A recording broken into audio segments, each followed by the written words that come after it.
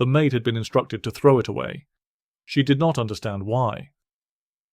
The doctor had returned from Paris that morning, and his friend was already suffering, already pale, already convulsing in the bed upstairs. When she asked if she should preserve the vomit, as she had heard was sometimes done, the doctor had shaken his head. "Dispose of it," he said. And so she did. What happened in the quiet countryside outside Paris in the spring of 1823? Hello everyone! Before we begin, please make sure to like and subscribe to the channel and leave a comment with where you are watching from and what time it is there. Your support helps us bring more stories like this one to light. Now, let us begin. It was the 31st of May, 1823, in the village of Saint-Cloud, a quiet settlement of modest inns and old stone walls situated some 6 miles to the west of Paris. The morning was fine and warm, as that season often was in the valleys beyond the capital, and the lime trees along the road had come into flower. In the fields beyond the village, farmhands moved slowly through the early light, and the smell of grass and river water drifted in through the open shutters of the Hôtel de la Tête Noire. It was in this hotel that Monsieur Auguste Ballet, a gentleman of substantial private means, had been resting for several days in the company of his physician and close friend, Dr. Edmé Samuel Castaing. Castaing was 26 years of age, undergraduate of the Paris School of Medicine, and by all outward appearances a man of quiet intelligence and careful manner. He was slight of frame, soft of voice, and given to note-taking. Those who knew him commented on his patience, his attentiveness, and his evident fondness for his friend. That morning, however, Dr. Castaing had risen before dawn and ordered a carriage back to Paris. What he had disposed of in those hours would become the question that consumed an entire courtroom before the year was out. Edmé Samuel Castaing was born in 1796 in the Norman town of Alençon, a place long noted for its fine lace-making and for the quiet industry of its inhabitants. He was the youngest of 4 children. His father served as Inspector General in the Department of Woods and Forests, a position of modest but solid respectability, and his eldest brother followed him into the same service. Another brother entered the military as an engineer. It was expected in such a family that each son would find his place in the ordered life of provincial France. Young Edmé, however, had chosen medicine. At 19 years of age he was given the opportunity to attend the Paris School of Medicine, and he accepted it with the seriousness of a young man who understood that the capital was a different world to the one in which he had been raised. By the time he graduated in 1821, Paris had already tested him. He had watched the return of Napoleon from Elba and his 100 days of restored power. He had seen the city turn with the tides of political fortune. He had acquired, during his studies, a particular interest in the properties of vegetable poisons, a subject that his professors would later recall he pursued with unusual diligence. He had also acquired, during these years, a mistress. She was the widow of a judge, already the mother of 3 children, and dependent upon whatever provision Castaing might make for her. The debts had come soon after. A friend had borrowed 600 francs, offering Castaing's name as security, and had defaulted. The debt now fell to the doctor himself. His father refused to assist him. His mother petitioned the court officials for more time and was unsuccessful. Castaing was given a deadline. If the sum was not repaid, he would be committed to the debtor's prison. It was at this point that his friendship with the Ballet brothers took on a new significance. He had known Auguste and Hippolyte Ballet for some years. They were men of similar age and easy companionship. But by the autumn of 1822, and both brothers had become considerably more than companions to the young doctor who needed money. By evening, the first of them would be dead. Hippolyte Ballet was, by all accounts, a man of careful habits and good reputation. He had inherited from his parents a sum of approximately 260,000 francs, and had spent little of it. He was industrious. He was well regarded. People commented on his refined manner and the warmth of his character. His mother had, in life, greatly preferred him to his elder brother Auguste, who was known to spend freely and take little account of tomorrow. In the summer of 1822, Hippolyte had taken the waters at the spa resort of Enghien, some 10 miles outside Paris, as his physician had advised. He returned to the city on the 22nd of September in what his acquaintances described as remarkable health. His sister, Madame Martinet, and her husband both remarked upon how well he appeared.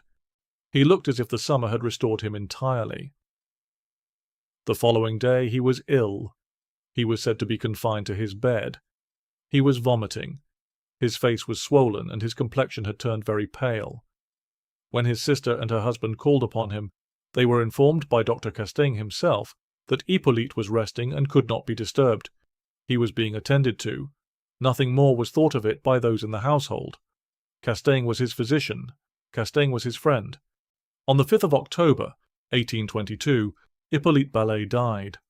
The post-mortem was conducted by Dr. Ségolès, attended also by Dr. Castaing, who assisted throughout the examination. Death was attributed to pleurisy, aggravated by a consumptive condition believed to have been inherited from the deceased's mother. The certificate was signed. The matter was formally closed. Hippolyte had left approximately 240,000 francs. He had made a will. His sister was listed as the principal beneficiary. Within days of his brother's death, Auguste Ballet was approached by Dr. Castaing, who informed him that the will was held by a notary named Monsieur Lebrun, and that this gentleman was prepared to destroy it.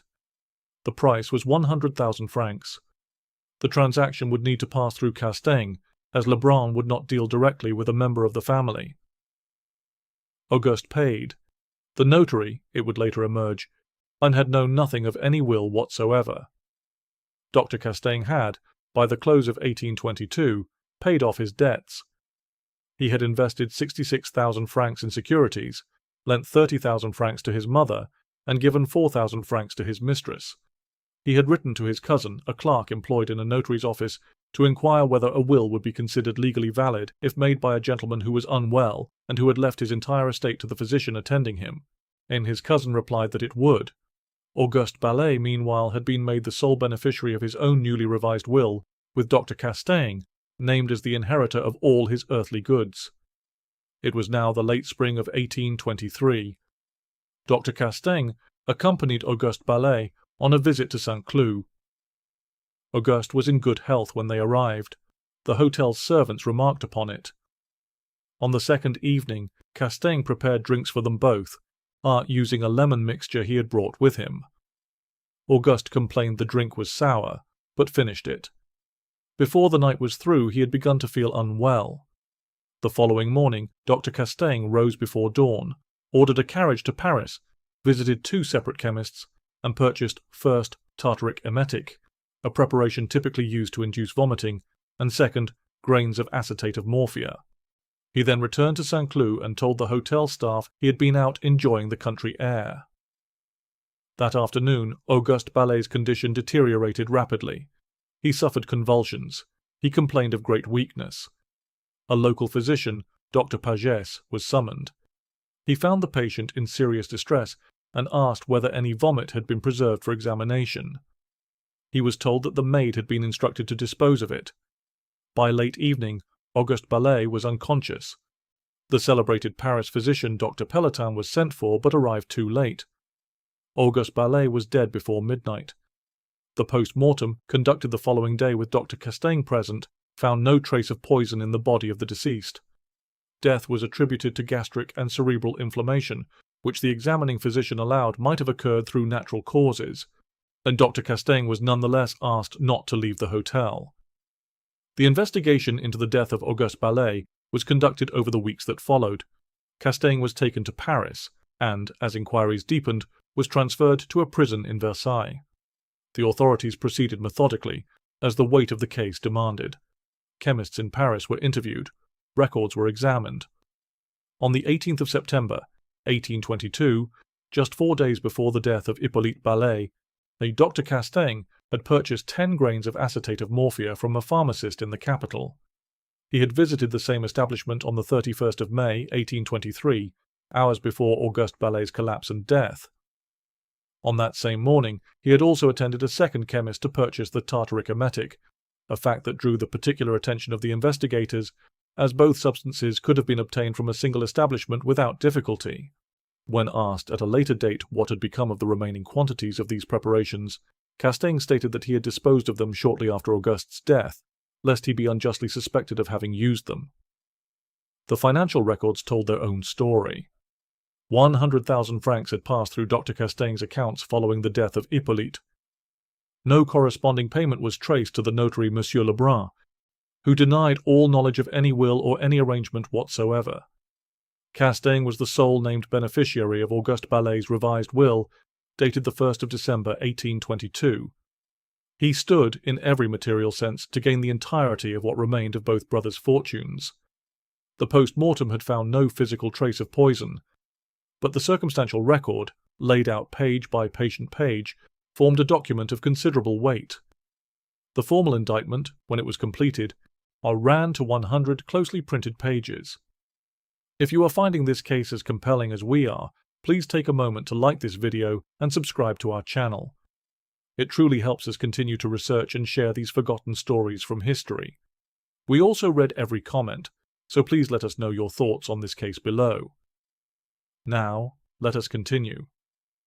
Dr. Castaing was formally charged on 3 counts: the murder of Hippolyte Ballet, the destruction of Hippolyte Ballet's will, and the murder of Auguste Ballet. He was remanded to custody in Versailles and held until the date of his trial was set. When the warrant was read to him, he was reported to have received it with his characteristic stillness. He made no outburst, he asked no questions. He sat, it was said, as if he were merely observing proceedings in which he had only the mildest of interest. The trial was set for the 10th of November, 1823. The trial of Dr. Edmé Samuel Castaing opened at the Palais de Justice in Paris on the 10th of November, 1823. The 3 charges were to be heard simultaneously. The indictment, as has been noted, occupied 100 closely printed pages, and the proceedings drew considerable attention from the Parisian public, who had followed the case with growing fascination across the preceding months. Castaing was defended by 2 advocates. The first was Roussel, an old schoolfellow who had agreed to assist him. The second was the distinguished attorney Pierre-Antoine Berryer, a man of formidable reputation at the Paris bar. In court, the accused was observed to take detailed notes throughout the proceedings, recording in a small hand whatever was spoken by witnesses and officers of the court. He was described by those present as looking more like a priest than a physician. His soft voice and careful demeanour gave him, it was said, an appearance of patience and of quiet humility. The prosecution called upon witnesses who had observed his movements in Paris on the morning of the 31st of May. Chemists confirmed the purchases of antimony and acetate of morphia. Financial officers traced the movement of 100,000 francs from Auguste Ballet's accounts to Castaing's own. The notary Monsieur Lebrun testified that he had never possessed any will belonging to Hippolyte Ballet, and had received no money from any party in connection with such a document. Medical witnesses testified as to the symptoms observed in both of the deceased in the hours before their deaths. Castaing's explanations were heard in full. They were not found persuasive. His account of the purchases at the chemist's was contradictory. His reason for visiting 2 separate establishments on the same morning when one would have sufficed was not satisfactorily explained. His disposal of the remaining substances, he acknowledged, had been motivated by fear of suspicion. The trial lasted 8 days. The jury retired and returned after 2 hours of deliberation. The verdict, delivered by 7 votes to 5, was as follows: not guilty of the murder of Hippolyte Ballet, guilty of the destruction of Hippolyte Ballet's will, and guilty of the murder of Auguste Ballet. The sentence was death. When asked if he wished to speak, Castaing rose and stated that he would know how to die, that he was the victim of fatal circumstance, and that he looked not for human pity, but for God's mercy. The courtroom, it was reported, fell very still. The appeal was submitted and rejected. The sentence stood. In the days that followed the verdict, the newspapers of Paris gave considerable column space to the case. Le Constitutionnel and Le Journal des Débats both carried detailed accounts of the proceedings, and the name of Dr. Castaing was spoken in the cafes and reading rooms of the capital with that particular mixture of horror and fascination that such cases seem always to produce. The public had observed a man of education, of professional standing, of outwardly gentle manner, stand convicted of the calculated murder of a close friend. What unsettled people, and perhaps more than any other element of the case, was the patience it required, the planning. the two separate pharmacists visited on the same morning, the drink prepared with the lemon he had carried from Paris, the instruction, so quietly given, to dispose of the vomit. On the 6th of December, 1823, Edmé Samuel Castaing was executed in Paris. He was 26 years of age. It was said that he went to the scaffold with composure, that he spoke briefly to those present, and that he did not flinch. He had told the court he would know how to die, and those who were present reported that this, at least, was true. The case had consequences beyond the scaffold. The use of morphia in criminal poisoning had been, until this trial, largely theoretical in French legal medicine. The difficulty of detecting the substance in a deceased body had been extensively debated during the proceedings, and the post-mortem conducted upon Auguste Ballet had found no trace of it. This very absence contributed to a growing conversation among French physicians and legal scholars about the limitations of the existing methods of toxicological examination. It was a conversation that would continue for years, and that would eventually contribute to improvements in the science of post-mortem investigation, as it was practiced in France and, in time, across Europe. The case itself was eventually absorbed into the broader literature of French criminal history, being cited in legal textbooks and medical journals as an early instance of poisoning by means of morphia, and as an example of what the prosecution of a physician for the murder of a patient required of the state. The name of Dr. Castaing appeared in these volumes in the dry, careful language of the archive.